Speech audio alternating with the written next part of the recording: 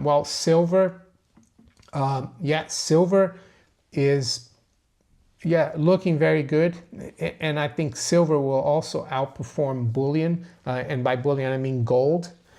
And why? Well, the same reason that it's easier to buy miners. It will be easier for the general public to buy silver because it's still below $50 and still relatively affordable, and that's why I think silver is gonna outperform gold. Does that mean I'm gonna get rid of my gold? No, I'm gonna hold on to my gold for dear life, as I've said in the past. So it looks like the gold and silver miners are ready to go. Yeah, and by that I mean they're ready to take off. We're going to look at some interesting charts today in reference to the miners, and we're going to look at silver as well. Silver is fast approaching $40, and I think it's going to be really hard for the bullion banks to keep the price down. I think they're running for the hills. So before we go further into the miners and silver, just want to talk about what's going on here in the UK, a little bit with the economy, with what the government is trying to do in terms of taxation and spending. Well, unfortunately, the current government is got no clue as to what needs to be done to help the economy. I think the only way things will improve is for the current system to implode and collapse, and that's not just here in the UK, it's also in Europe, in the US. Unfortunately, we've had over 100 years of increase in government spending as a percentage of GDP. Just look at these two charts here for a second, one from the US and one from the UK from the beginning of the century. And you'll see in the US chart that government spending to GDP prior to the creation of the Federal Reserve was around 8% of GDP. And the same thing goes roughly for the UK prior to World War I.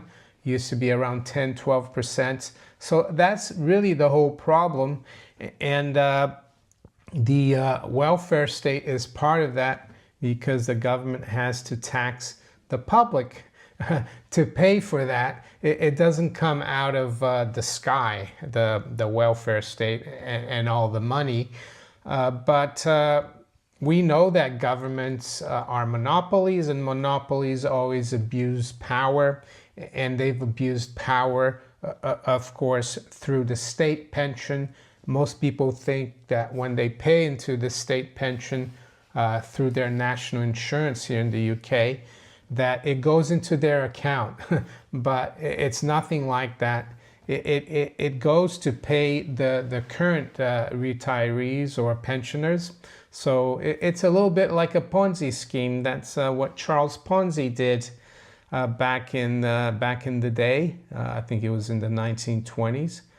He used to take money from a group of people, and he used to pay the previous investors like double, and word got out, wow, this guy is running this scheme with stamps.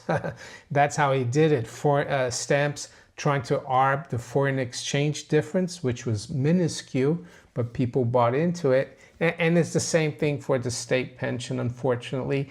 This exposes a key misconception. Public pensions are not savings accounts. They're pay-as-you-go transfer schemes, dependent on future taxpayers. When demographics flip, fewer workers per retiree, the system becomes unsustainable. For precious metals investors, this is a warning. The promised payouts of fiat systems are soft defaults in waiting, and silver offers sovereign-free wealth preservation. In the next part, you'll learn how the illusion of safety is quietly collapsing beneath millions of retirees. The other thing with the state pension is that when it started, I think around 1909 in the UK, hardly anyone survived on average past 65. So it was easy to finance. It was actually a cash cow probably for the government. I haven't looked like in detail about that, but I would say it was a good scheme.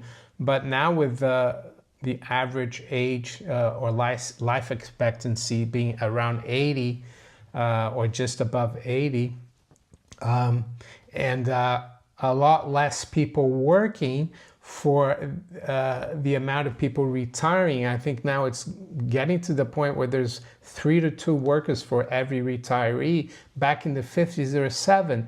So you get what's coming now. There's very little money for the pensioners. So this just came out now yesterday, and it's in the Telegraph.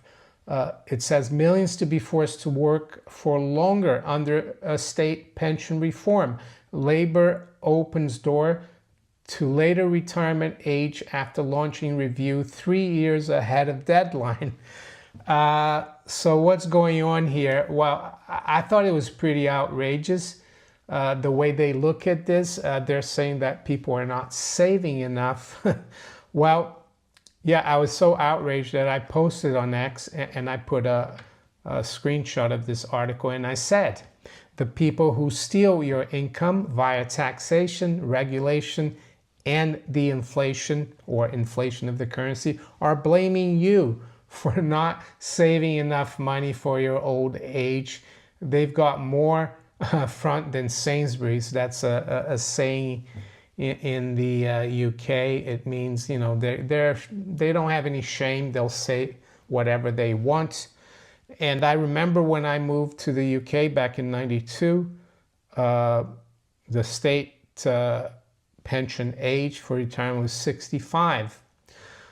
But I'm gonna have to wait until I'm 67, and they're talking about lowering. Well, now there's like a 68 is from the mid 2040s. They're talking about bringing that back. Maybe by the time I'm 67, I'll have to wait even more. Who knows? But that's why I tell people to live within your means, to try to save some real money, i.e. gold and silver outside the system. Yeah, live within your means. I know it's difficult sometimes, but yeah, try not to get ensnared by all the peer pressure, like keeping up with the Joneses and things like that. That's the way I see it. So yeah, it's not going to get better, and they're going to come after more and more of your wealth, not just here in the UK, but in the rest of the West, mainly because our countries, our governments are going bankrupt and they need the money. They're gonna fight till the end, unfortunately. So with that, this is a direct forecast of wealth extraction through stealth taxation, inflation, capital controls, retirement account grabs, or outright confiscation. Historically, failing governments have resorted to gold/silver restrictions or excessive financial repression. Investors holding silver outside the system gain privacy, portability, and political insulation. Next, you'll see why the window to act freely is shrinking fast, and why silver may soon become locked down again. Let's go to the miners, and yeah, I think the miners are doing really well. Let's say here, GDX was up about 50% year to date, and GDXJ the same, up about 53% year to date. The miners have underperformed Bullion, and I want to show you a chart here, and this is using the Philadelphia Gold and Silver Index, which is of course not the GDX or GDXJ. It's just an index of gold and silver miners, and the reason I'm using this is because it goes back until the mid 80s, and this is basically the Philadelphia Gold and Silver Index divided by the gold price, and you can see how it's been underperforming gold ever since 2022, but now we're breaking out of a falling wedge, which is really bullish. This is a critical technical breakout. Falling wedge patterns often precede powerful price surges, especially after long underperformance. The Philadelphia Index, dating back to the mid-1980s, shows miners could be in the early stages of catch-up versus bullion. Historically, when gold breaks new highs, silver miners often outperform 3-1, but only during a narrow timing window. Coming up, discover why miners may lead the next leg of the rally, and why waiting could cost you the upside. And I think what's happening as well is that with the gold price going higher and higher nominally, it's getting harder and harder to buy the ounce of gold. So I think investors are going to choose for the option of buying miners. As gold crosses into unaffordable territory for average investors, silver becomes the gateway metal, the more liquid, accessible option. This price compression effect has triggered massive retail silver rushes in the past. A crowding-in dynamic is forming. Once gold stretches too far, silver becomes the substitute, and then the rocket. In the next moment, you'll hear why silver's affordability could become its greatest weapon. What do I think about that? Well, I have miners. I have added on to my miners recently, but I also try as hard as possible to buy physical gold. And you don't really have to always buy an ounce of gold. You can buy a quarter of an ounce. You can buy a tenth of an ounce. Some people call that fractional. I don't like that term. There's no such thing as fractional gold. Only if you look at it in terms of 1 ounce. The other thing I would say for my UK viewers, yes, the 1 ounce Britannia is around £2,500. It's probably going to go a lot higher, of course. So think about sovereigns, which are just under a quarter of an ounce, and they're half sovereigns as well. And maybe even in North America, you could look at sovereigns. Why not? It's gold. If you're not bothered about seeing the face of the Queen or King Charles on it, it's gold. So that's what I think is going to happen. The public is going to wake up to the gold and silver bull market, and it's still early days. They're still focusing on tech and crypto. And when they wake up, though, to gold and silver, it's going to be too expensive, especially with gold. So they're going to go for the miners, and that's why I think the miners are going to start outperforming. Yes, there is counterparty risk when you buy the miners, not just in terms of owning a company with like management and directors, but also political risk depending on where the properties of these mining companies are, and also the counterparty risk of having your shares with a broker.